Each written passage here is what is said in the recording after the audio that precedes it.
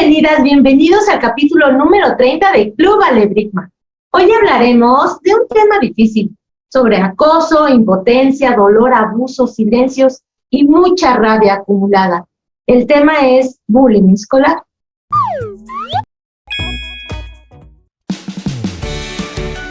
La palabra bullying viene del vocablo inglés bull, que significa toro.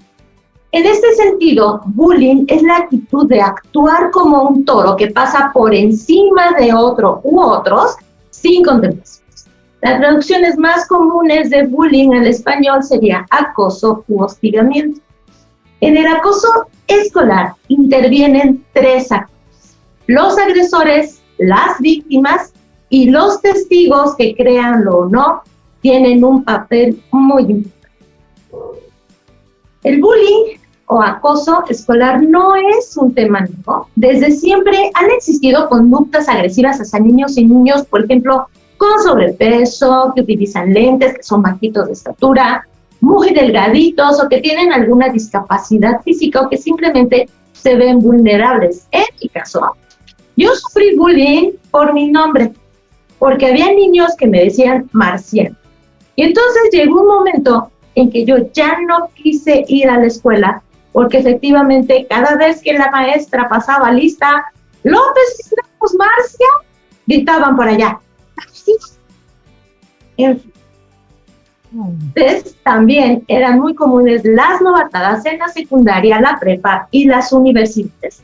Y los nuevos eran sometidos a una serie de actos y humillaciones que cabían en el regocijo no nada más de los compañeros, sino también de los maestros, y muchas veces estas novatadas no acababan nada.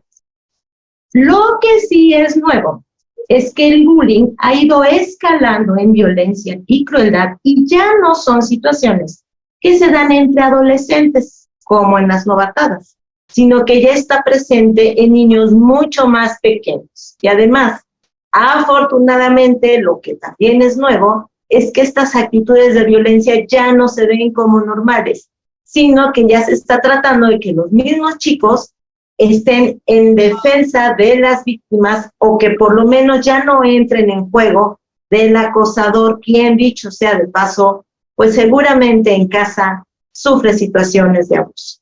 Bren. Es una de las reglas, ¿no? Que el acosador en casa es una víctima.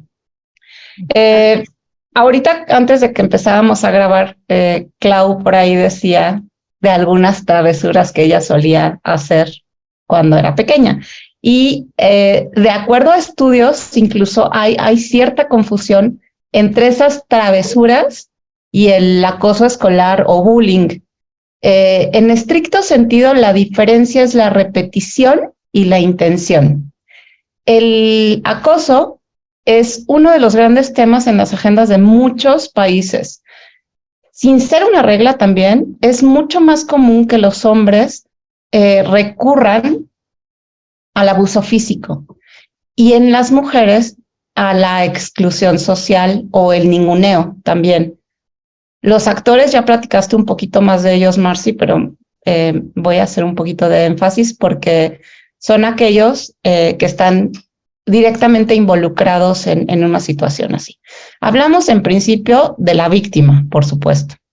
El que agrede, que puede ser un solo individuo en solitario o un grupo. Quien sería él o los agresores directos. Encontramos también a los espectadores pasivos y a los espectadores poco activos. Y me voy a extender en este punto porque hay muchos estudios que demuestran que sin público el acoso no tiene el mismo efecto. O sea, que uno de los factores para esta intensidad y repetición sea exponer a la víctima de la manera más virulenta posible. Por otro lado, si modificáramos el escenario y este público pasara de espectador pasivo o poco activo a tomar una actitud de apoyo hacia la víctima, el efecto sería mucho menos lacerante.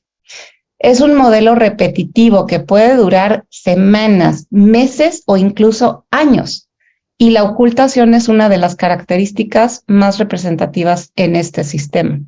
el no decir lo que está pasando tanto a padres como a las autoridades escolares tiene un efecto muy lamentable, quienes casi siempre además son los últimos en enterarse, de tal manera que podemos hablar de una especie de conspiración de silencio, abuso y poder mal entendido. Es que, como se dice, son estar en el momento indicado, con la situación indicada para que se junten justamente estas coincidencias, ¿no? De que haya personas que vean y no se metan en problemas, haya quienes sí pueden intervenir, pero les da miedo, y la víctima y el abusador. Clau. Es que creo que por eso hemos insistido mucho en esta parte de educar desde el respeto, ¿no? Y de estas nuevas formas, de educar a los niños, porque antes se tenía como muy marcado esta parte de el respeto por la autoridad, el respeto por esta figura de poder, ¿no? De que siempre esta persona que era oprimida no podía hacer o decir nada, ¿no? Y no te quedaba de otra. Y hoy día no es así. Hoy día estamos buscando hacer que los niños desde chiquitos sepan identificar estas conductas y sepan cómo actuar ante ellas, ¿no? Tristemente, el tema del bullying últimamente pues ha tomado mayor visibilidad, ¿no? Debido a acontecimientos pues muy, muy tristes, y creo que todo ello resuena en la conciencia social sobre el por qué los adultos no hemos sido capaces de ofrecer a los niños y adolescentes las habilidades y valores necesarios para poder evitar este tipo de conductas, ¿no? Que éstas se sigan permeando en las escuelas y fuera de ellas, porque como hemos hablado muchas veces con la llegada de las tecnologías, tenemos la expansión de estas mismas conductas a los entornos virtuales, ¿no? Creo que desde mi papel como pedagoga y mamá, sí creo que el tema de evitarlo y detectarlo a tiempo es tarea conjunta entre maestros y tutores, porque somos nosotros como figuras de autoridad o adultos quienes somos los encargados de preparar a los futuros ciudadanos para la vida, ¿no? Y creo que ningún papá quiere que su hijo sufra de bullying o que este sea el acosador, ¿no? Entonces recae la tarea de saber prevenir este tipo de acciones en nosotros. Más adelante hablaremos de esto, pero bueno, creo que ahí hay como una tarea que tenemos los adultos en nuestro poder. En Alebrigma encontrarás plataformas infantiles con temas de protección civil y resiliencia infantil, salud, seguridad, derechos, socialización y valores. Encuéntranos en alebrigma.com o comunícate vía WhatsApp 55 21 31 7233. Que el acoso escolar, como tantos fenómenos sociales que se han ido dando a través de, a final de cuentas, del desarrollo también de la misma tecnología, pues tiene diferentes características, como tú mencionabas, Bren, que es, por ejemplo, la intencionalidad, que es el acto premeditado para dañar a alguien en concreto. La persistencia, que es este tiempo en el que se repite de manera constante, y una asimetría de poder, en donde hay una desigualdad de fuerzas entre el abusador o los abusadores y la víctima, y la naturaleza social del fenómeno, que es justo como decías, que tiene que ocurrir frente a otros compañeros que legitimicen el acto en sí para apoyar justamente la violencia. Y esta violencia puede ser directa, indirecta o social. Y la violencia directa, entra la violencia física o verbal, que es frente a frente, y que incluye burlas, apodos, golpes, amenazas, acorralar a la víctima, inclusive el uso de armas para amenazarla.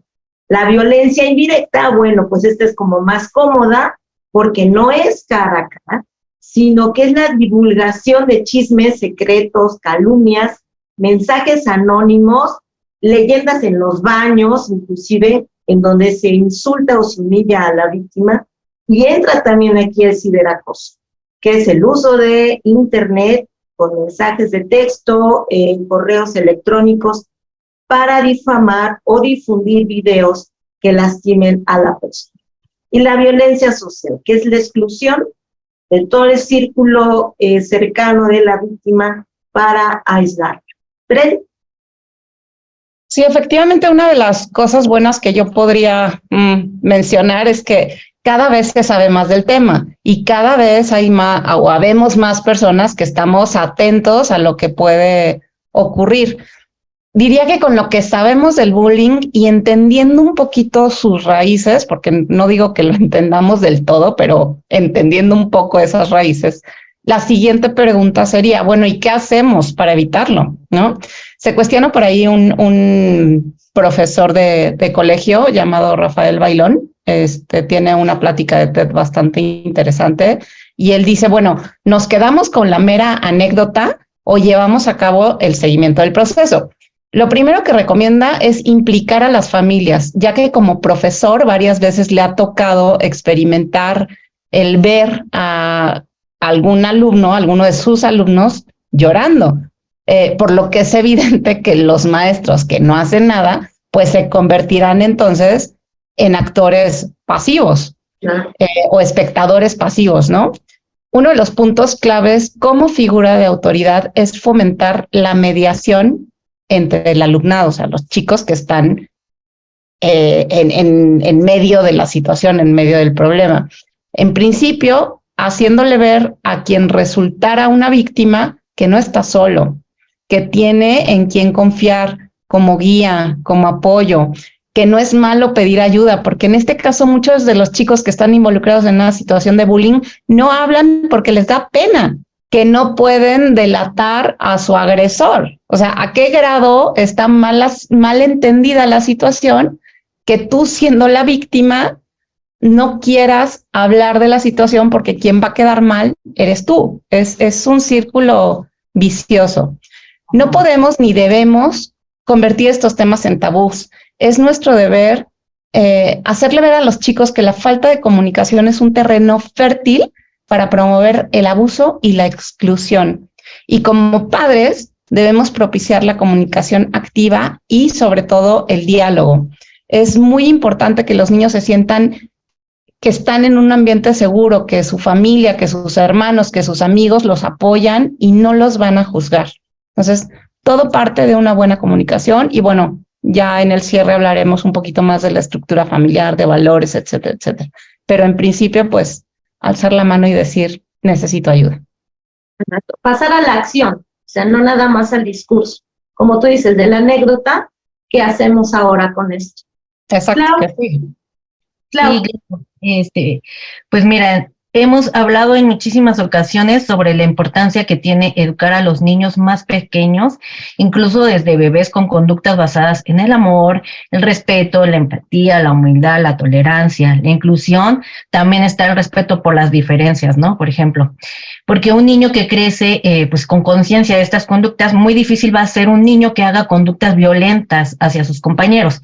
También hemos hablado de la importancia que tiene crear un entorno familiar sano, porque todo lo que nuestros niños aprendan en casa lo van a reproducir, que era lo que decíamos en un momento, ¿no? Es claro que un niño que violenta es porque sufre una situación de violencia en su casa, ¿no? Creo también que hay 3 puntos claves que debemos de tomar en cuenta con nuestros niños para poder prevenir o identificar el bullying. El primero sería tratarlos con tanto amor y respeto que sepan identificar cuando alguien los está tratando mal, que es algo de lo que hemos tratado en podcasts anteriores. El segundo sería llevar en casa una educación basada en valores, ¿no? Con ello lograremos que nuestros niños logren destacarse por ser quienes fomentan en sus escuelas o en sus entornos cercanos a través de sus pares conductas de sana convivencia, ¿no? Es ahí hacer un agente de cambio en nuestros niños. Por último, que era de lo que hablaba Bren, sería establecer lazos de comunicación con nuestros pequeños. Entonces aquí se trata de hacerles saber que ante cualquier situación en la que ellos puedan encontrarse, nos la pueden hacer saber y que juntos podemos encontrar una solución indicada y asertiva, y sobre todo hacerles saber que nosotros somos una figura de confianza, ¿no? Creo que con estos 3 puntos me parece que podemos orientar a los padres acerca de cómo detectar y evitar el bullying de nuestros pequeños. Y lo que no podemos evitar es pasar a nuestra gustadísima sección La Gente Opina, con la pregunta, ¿qué recomendaciones darías para contener el bullying escolar? Hola, hablando del bullying escolar en el nivel preescolar, que es donde yo laboro, no se considera como tal el bullying porque el niño, partimos del desarrollo del niño y entonces está en un proceso de desarrollo de sus habilidades de autoconocimiento, autocontrol, autorregulación. Entonces el niño que presenta conductas disruptivas, lo que hacemos es trabajar con sus entornos o sus contextos inmediatos, es decir, con la familia y con la escuela. Ayudarle a aprender a regular, a reconocer e identificar sus emociones y a partir de eso, qué hacer con ellas, ¿no? Cómo autorregularse para tener una sana convivencia con sus compañeros, con los niños y también con los adultos con los que convive. Entonces, en preescolar se trata siempre en positivo y de ayudar a que el niño desarrolle esta autorregulación de manera positiva. Brenda, ¿con qué te quedas en este capítulo? Estadísticamente hablando, se dice que un 80% de los casos de acoso no salen a la luz. Hagamos cuentas entonces de cuántos niños y niñas atraviesan una situación similar y que no dicen nada, ¿no? Diversos estudios indican que mantener reuniones frecuentes entre los padres de familia y las autoridades del colegio resulta positivo para evitar grandes tragedias. Lamentablemente han habido casos muy conocidos alrededor de todo el mundo que se hubieran podido evitar si la víctima, si el acosado hubiera alzado la mano y hubiera pedido ayuda. Por otro lado, como padres también es indiscutiblemente revelador el poder de la observación, ya que cuando una situación de abuso se desencadena, hay indicadores muy claros. Entre ellos, pues está la disminución del rendimiento académico, alteraciones en el sueño, cambios en la alimentación, básicamente manifestando una conducta disruptiva como el nerviosismo, irritabilidad, aislamiento, tristeza o simplemente la negativa de asistir al colegio. Esto se nota mucho más, según estadísticas, los domingos por la tarde, que es el día después de convivir en familia 2 días. El regresar a la escuela es un choque emocional muy fuerte para quienes están atravesando una situación similar. Como padres también creo que tenemos la obligación de evitar hostilidades y juicios en casa, fomentar la confianza, ya lo decíamos, también la escucha activa. Los chicos necesitan sentir que su hogar es un lugar absolutamente seguro en donde van a encontrar soluciones y no barreras. Debemos trabajar, por supuesto, en los valores que les inculcamos, la tolerancia, el respeto, justicia, gratitud, consideración, en fin, valores universales. Creo que debemos educar a nuestros hijos, sí, pero sobre todo amarlos, porque alguien que está lleno de amor es incapaz de lastimar a otros. Muchas gracias, Marcy, gracias, Clau, gracias, Charlie, y a todos los que nos ven y nos escuchan. Nos vemos muy pronto. Gracias, Brenda. Clau, ¿con qué te quedas el día de hoy? Pues bueno, en definitiva creo que es uno de los temas que más nos puede como pegar porque es muy triste lo que mencionábamos de todos estos casos que pueden ser prevenidos, ¿no? Debemos de ser capaces como adultos de ofrecerles las habilidades para que puedan tener una sana convivencia con sus pares, ¿no? Y pues bueno, para cerrar, quisiera recomendar una película que me parece sumamente hermosa y creo que con ella podemos ver cómo nuestros pequeños puedan conocer la importancia de tratar con amabilidad y gentileza a los demás, sobre todo porque pues no sabemos la lucha interna que cada quien vive todos los días de su vida, ¿no? Incluso desde pequeños. La película se llama Wonder, la pueden encontrar, me parece, en Netflix y en Amazon, y pues bueno, con ella creo que ahí habla acerca de cómo es que puede impactar el cambio que nuestros niños tengan siendo amigos de aquel niño que a lo mejor es bulleado, ¿no? También quisiera recordarles que como seres humanos, llevamos en nosotros no solo la capacidad de ser amables, sino la elección de serla. Gracias, Marcy, gracias, Bren, Charlie, y a todos quienes nos ven todos los días. Muchas gracias, Clau. Pues yo concluyo con una reflexión. Nuestras niñas, niños y adolescentes están viviendo tiempos muy complicados en cuanto a la exposición de violencia de todo tipo, en los medios de comunicación, en redes sociales, inclusive en los videojuegos. Y esta violencia obviamente permea en la relación que mantienen entre ellos. Es vital, importantísimo, estar a su lado, orientarlos de manera asertiva, con amor, para prevenir cualquier situación de riesgo y que no caigan en ninguno de los dos extremos, ni de acosador ni de víctima. Consideremos que solo nos tienen a nosotros, a sus padres, abuelos, tíos, primos, en algunos casos a maestros, quienes podemos guiarlos en esta vorágine de información, porque ellos solitos no pueden con todo. Si las niñas y los niños se saben amados y respetados, podrán distinguir perfectamente estos focos rojos que los alertan y tendrán la fortaleza de enfrentar situaciones nuevas y la confianza de decirnos si están sufriendo. En mi caso, yo les dije a mis papás que ya no quería ir a la escuela porque me decían Marcia. Y entonces hábilmente me dijeron, pues no, que quieres ser astronauta. Y yo les dije, sí, claro que sí. ¿No te gustaría vivir en Marte? Oh, sí, por supuesto. Los marcianos, los extraterrestres, son seres muy inteligentes. Entonces lo que te están diciendo es que eres de otro planeta y que eres muy inteligente. Así que cuando te digan eso, diles, oh, sí, soy feliz de ser extraterrestre. Y así fue. Fin del bullying. No podemos mantener alejados a nuestros hijos, no podemos tenerlos en un super escudo protector todo el tiempo. Ojalá pudiéramos hacerlo.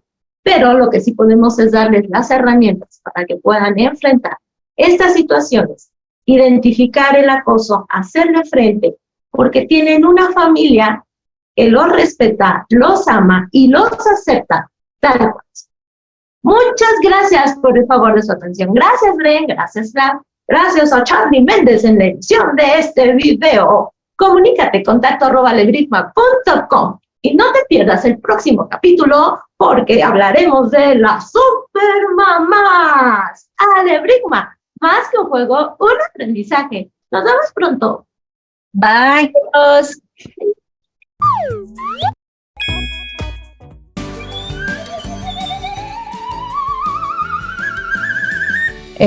O consideran que es malo porque no pueden, ¿cómo se le dice? Chivatear información, que no pueden, ay, pausa, se me fue la palabra, que no pueden Delatar a la delatar, ajá.